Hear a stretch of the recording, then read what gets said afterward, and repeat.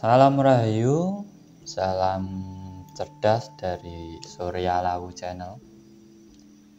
Sebelumnya terima kasih untuk teman-teman semua yang masih setia mensupport Surya Lawu Channel. Jangan lupa like, subscribe, dan di-share ke teman-teman yang lainnya bila video-video dari Surya Lawu Channel berkesan di hati teman-teman semuanya. Di kesempatan video kali ini, saya Surya Lawu ingin menceritakan lagi perjalanan spiritual saya, yaitu di tanah Sulawesi, khususnya di hutan Wintera.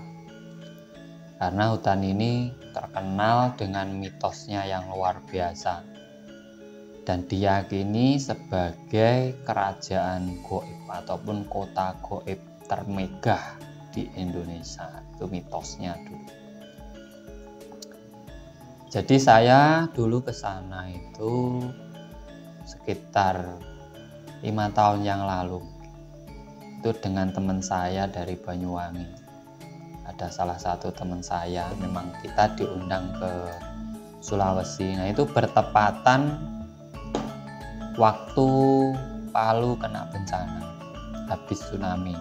Saya datang ke sana, jadi kita diundang temen untuk jalan-jalan ke Sulawesi karena temen memiliki hajatan. Nah, di dalam perjalanan saya ke tanah Sulawesi ini, saya mengalami banyak fenomena ataupun di situ saya mendengar juga mitos-mitos dari orang setempatan tentang angkernya hutan Wintera. Nah, kita mulai perjalanan dari Karanganyar, kita ke Surabaya kita meluncur ke Palu. Dan dari Palu kita perjalanan lagi masih setengah hari gitu. Sekitar 8 jam untuk ke tempat teman saya. Nah, dalam perjalanan saya melewati itu yang terkenal dengan mitos keangkerannya, yaitu hutan Wintera. Nah, saya tertariknya di situ. Karena apa? Di situ itu banyak monyet tapi tidak memiliki ekor. Di sekitaran Wintera itu banyak monyet-monyet hitam dan tidak memiliki ekor. Saya semakin tertariknya di situ. Akhirnya saya ke tempat teman dulu.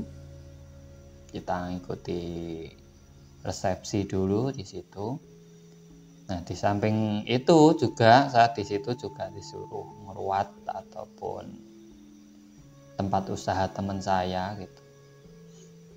Yang tiap tahunnya itu memakan tumbal 1 ekor sapi, katanya itu dia peternak sapi gitu kan. Itu setiap tahunnya sapinya pasti mati gitu. Di situ. Nah, saya ngeruat situ dulu sampai selesai. Setelah itu masih saya melakukan pengobatan di situ. Masih banyak itu waktu itu pengobatan, dan sampai ada saya dengar mitos tentang alas Wintera ataupun hutan Wintera yang konon terkenal keangkerannya, dan saya mulai mencari informasi dari masyarakat setempat situ tentang mitos yang sebenarnya di situ. Memang di alas Wintera itu diyakini memiliki penduduk, teman-teman.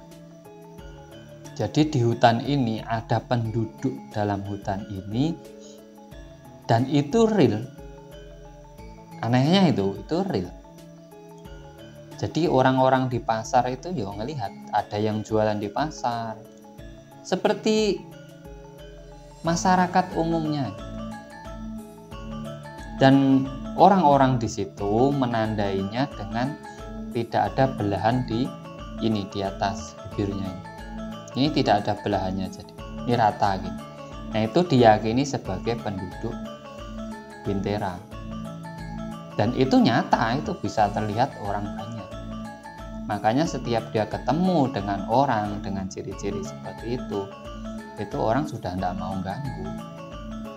Udah biasa soalnya. Nah, dari cerita teman-teman juga itu di saat lewat itu sering dimintai tumpangan. Kadang perempuan, kadang laki. Cuma dia diem kalau minta tumpangan itu diem. Saya merinding ini cerita ini.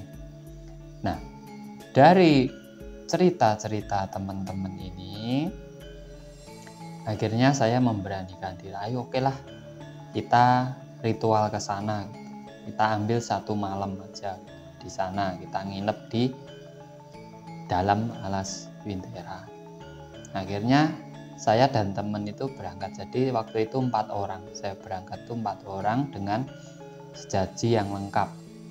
Saya ke sana. Nah, disinilah pengalaman misteri saya dimulai.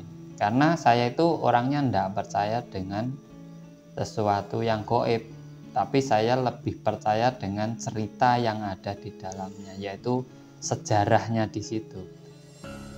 Nah, akhirnya saya melakukan perjalanan ke alas Wintera. Sampai sana waktu itu jam 11 malam. 11 malam. Nah, itu di depan Wintera itu kan ada jembatan. Itu ada jembatan, ada masjid. Terus masuk sedikit tuh nanti ada tempat sesajian juga di situ. Nah, saya mulainya dari jembatan ini karena saya meyakini di situ auranya sangat luar biasa. Nah, waktu saya mau minta izin masuk, kan saya biasa menyalakan dupa. Di situ saya kasih sesaji juga, ada lilin juga gitu. Nah, waktu saya menghidupkan ataupun menyalakan dupa ini, setiap saya hidupkan atau saya nyalakan itu hidup, saya taruh mati lagi. Itu hidup, saya taruh mati lagi. Itu sampai kalau tidak salah itu 7 kali. Itu seperti itu terus. Dan akhirnya saya mempunyai namanya orang ya percaya enggak kan. Saya mempunyai inisiatif. Saya nyalakan lilinnya dulu. Lilin saya nyalakan. Habis saya nyalakan, nah api lilin ini saya pakai untuk ini tadi dupa itu tadi. Baru nyala. Saya permisi di situ. Wah, sambutannya aura itu langsung sangat luar biasa memang di situ. Cuma saya enggak nampak, kalau penampakan itu saya enggak, tapi auranya luar biasa. Akhirnya saya taruh lilin itu di atas jembatan itu. Jadi di situ ada kalau kayak pagar. Nah, saya taruh di situ dan di situ kendaraan lalu lalang terus malam itu. Karena di sampingnya itu sudah kebun kopi, sini juga kebun kopi, itu pokoknya jauh dari penduduk. Akhirnya saya taruh lilin di situ. Terus saya masuk ke dalam sama teman-teman. Itu masuk sampai ke tempat pemujaan pertama. Dan saya bermalam di situ sampai pagi itu saya di situ. Nah, waktu kita merinding saya ini. Benar. Waktu saya melakukan pemujaan di situ saya mulai ritual. Saat saya mengucapkan doa-doa gitu, wah, tiba-tiba itu dari atap itu 4 kali.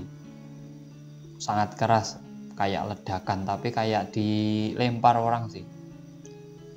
4 kali gitu. Kita orang 4, nah itu 4 kali juga. Dar. Saya cuma diem aja. Saya diem, saya lanjutkan ritual karena tujuan saya di situ bukan untuk mengganggu. Tujuan saya situ silaturahmi, saya ingin tahu sebenarnya apa yang ada di situ. Nah, habis ritual sampai jam 2 kalau nggak salah itu. Iya, jam 2-an lah. Itu saya di situ saya meditasi, saya semedi di situ. Saya merasa kalau di sekeliling saya itu kayak seperti apa ya? Pasukan ya. Banyak banget itu. Saya merasa itu. Kayak saya ini diawasi di situ, saya merasa. Tapi saya tidak ngelihat gitu. Anehnya itu saya tidak ngelihat. Nah, teman-teman sudah pada ngumpul di dekat saya gitu. Dan kita bawa dupa itu 500 batang. Waktu itu rokok itu satu pak besar itu. Nah, kita ini tidak terasa ya di situ itu ya. Dupa mati kita nyalakan lagi, dupa mati kita nyalakan, dupa mati kita nyalakan. Dan lilin ini yang anehnya, waktu itu temen minta, udah kita ke warung dulu. Karena untuk ke warung kan harus naik kendaraan lagi, naik mobil. Nah, saya ke warung untuk ngopi dulu. Lilin masih saya nyalakan, di atas satu dan di atas jembatan itu satu saya nyalakan. Lalu saya pergi ke warung, saya tinggal di warung itu kira-kira 1,5 jam sampai jam 3.30 saya balik ke situ. Dapat telepon dari temen, dia mau nyusul ke Wintera gitu. Oke, mobil diparkir di depan masjid mau masuknya. Nah, anehnya di sini, ini keanehannya itu di sini. Lilin yang saya nyalakan, lilin putih biasa itu, seharusnya itu mungkin sekitar 30 menit habis. Ini saya tinggal 1,5 jam itu baru habis 1/4-nya. Aneh juga ini. Dan yang di bawah dengan yang di atas, padahal saya sudah nyalakan pertama yang di bawah ini, malah justru yang di bawah ini terakhir mati. Habisnya itu terakhir.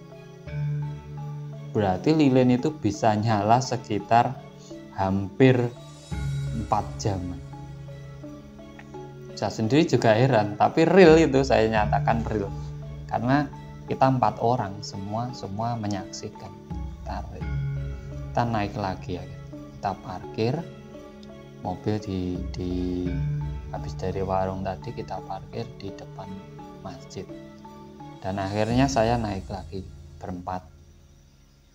Nah, kita nunggu temen yang mau menyusul kita ke Wintera tadi. Dan anehnya lagi, kan di lilin di atas itu belum habis gitu. Saya sendiri juga, nah ini juga merinding saya kalau cerita gini. Nah, anehnya lagi, teman saya yang mau nyusul itu nyari-nyari mobil itu ndak ada di bawah itu. Itu katanya ndak ada mobil di situ, ndak ada mobil parkir. Padahal kita ndak pernah mindahin mobil itu dari depan masjid itu tadi. Nah, akhirnya dia ya ndak jadi, so kita telepon dia. Katanya kita itu ndak di situ. Padahal apa? Lilin itu kita nyalakan loh di bawah tadi, di samping apa itu kan mobil. Di sampingnya mobil itu kan jembatan itu saya parkir itu. Dan mobil kita ini warnanya kuning, kan tahu kalau malam harusnya ada lampunya kan di samping masjid. Di depan itu ada warung, kan ada orang yang jualan. Harusnya kan tahu, ini ndak ada katanya. Dan ndak ada orang ritual di situ, padahal saya ritual di atas tadi. Nah, kita ini yang menjadi pertanyaan saya. Kenapa ya lilin ini bisa nyala itu sampai 4 jam? Padahal satu lilin. Yang biasanya kalau di Jawa, kalau di rumah sini saya nyalakan paling mentok itu 1 jam habis. Nah, akhirnya saya lanjutkan lagi ke atas. Saya minta maaf kalau kedatangan saya di situ mungkin mengusik apa yang ada di situ. Saya minta maaf. Dan saya akhirnya tidak tidur sampai pagi di situ. Lupa 500 ini sampai habis. Mati kita nyalakan lagi, mati kita nyalakan lagi, mati kita nyalakan lagi. Dan rokok 1 pak besar itu bisa habis tanpa terasa. Tahu-tahu itu tinggal sebatang. Ini pernah, ini real, ini saya ngalami real. Saya tidak mengada-ngada cerita. Ini real saya alami waktu di Sulawesi. Makanya saya juga mengakui keangkeran alas Pintera. Ada hutan Pintera ini saya mengakui. Walaupun saya di situ tidak mendapatkan ataupun bertemu dengan penampakan apapun. Itu tapi saya mengakui auranya, saya mengakui. Karena apa? Di situ malam waktu kita di situ itu suasana sangat ramai banget. Kayak orang ke pasar, kayak orang lalu lalang, itu ramai banget memang di situ. Nah, akhirnya kita sampai pagi, saya turun ke bawah. Telepon temen yang mau nyusul tadi. Gitu. Kenapa malam dia nggak nyusul? Dia ngomongnya itu tadi. Nggak ada mobil yang diparkir di situ. Karena aneh juga itu. Padahal mobil itu standby di situ. Hari kita naik itu sudah ada mobil di situ. Memang di situ larangannya orang tidak boleh mengecat ataupun mempunyai warna kuning. Nah, ini temanku ini orangnya sedeng sendiri. Dia itu beli mobil tuh dicat warna kuning gitu. Itu padahal tidak ada yang berani di daerah sekitar situ, rumah ataupun apa itu dicat warna kuning daun tuh tidak berani, kayak pantangan Parangtritis gitu, tidak berani. Itu temenku dicat itu, temenku ya, tapi mbah berani tidak? Berani lah aku, tidak apa-apa lah. Nah, dari perjalanan tadi, walaupun saya tidak menemukan ataupun mendapatkan sosok ataupun penampakan apa di situ, tapi dari aura yang saya rasakan, dari apa yang dilihat oleh batin saya, walaupun mata saya tidak melihat, itu saya mengaku kalau Wintera itu memang benar-benar